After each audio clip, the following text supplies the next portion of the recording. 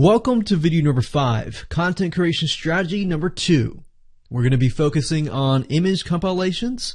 This is going to be using a very similar strategy as strategy number 1, but the difference is we're going to be using images with a twist in a different strategy. So let's get started. So as I stated earlier, we're going to be using a similar strategy to strategy number 1, but in this case we are going to dive in to images. Images are very, very powerful. Now, I do want to say up front that this doesn't really give you the permission to go out there and grab other people's images to use for your own purposes.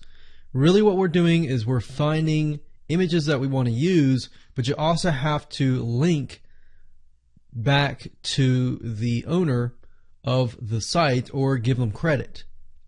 So this is not plagiarism or copying or anything like that. This is all about content curation in the right way. Now, using strategy number 1, remember I talked about find the end result. So in this case, I'm at Pinterest. You can use this at any other image site. You don't have to use Pinterest. I'm just using Pinterest. So in this example, let's say for example that I am selling a video course or some sort of blueprint, ebook, whatever, on how to train your dog.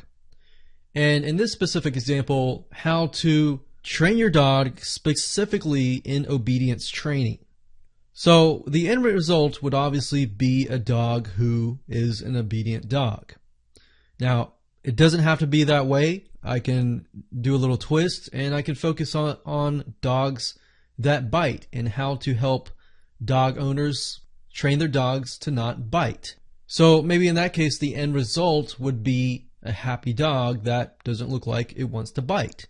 Now, of course, you got to keep in mind, are these websites where these images are located on, are these websites related to just dogs in general, or are they related to whatever I am trying to promote?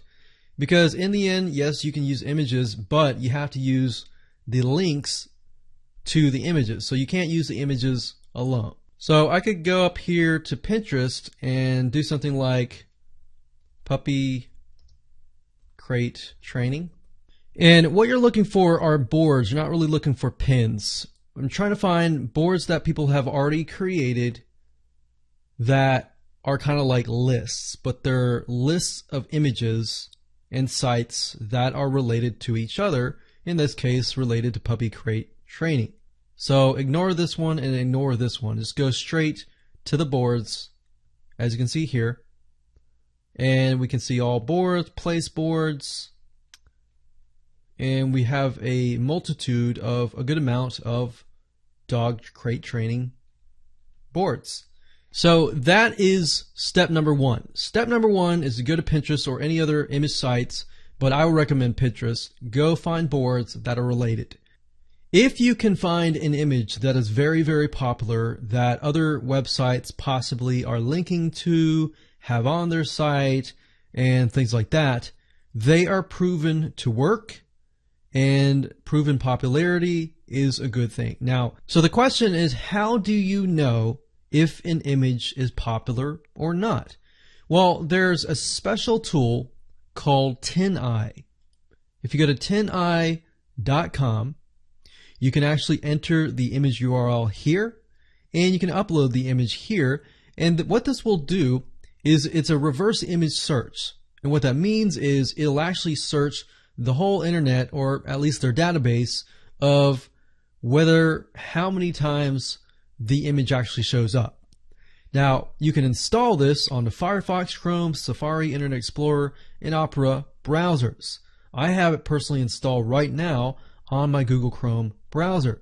So all I need to do is simply go here, click on this, right click, and do a search on image on 10i. So what this will do is it'll scour the internet for other images that are the same thing. So that actually did not show up anything. It says 0 results. But then again, I did another search on this particular crate here, and I actually saw that there are 4 results, as you can see here. So we can see that actually PetSmart, Petsco, Petco, Dog Crate Beds actually sell these crate beds. Now, sometimes you'll get images to have something like 12 or 20 or 30 or 40 or 50 or more results. The more popular the image is, that's a good sign. And the goal here, if you're following, is that step number 1, find images. Step 2, figure out if they're popular or not. If they are, then you don't have to reinvent the wheel. All you have to do is use those websites that have the images, link to them, react to them, comment on them, and then make sure that you have like 10 or 20 similar images and curate that content, respond to it, and then insert your own blurb that promotes your product or service. So in this example, it would be something like the top 10 crates for puppy crate training. Okay, here's a list of crates. Now you have a crate. How do you crate train your puppy? Upgrade, buy my ebook, or buy my video course as I teach you how to crate train your puppy.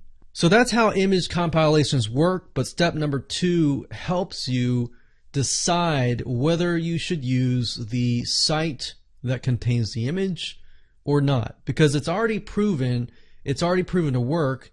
You don't have to reinvent the wheel, and you know that it's probably going to work for you as well.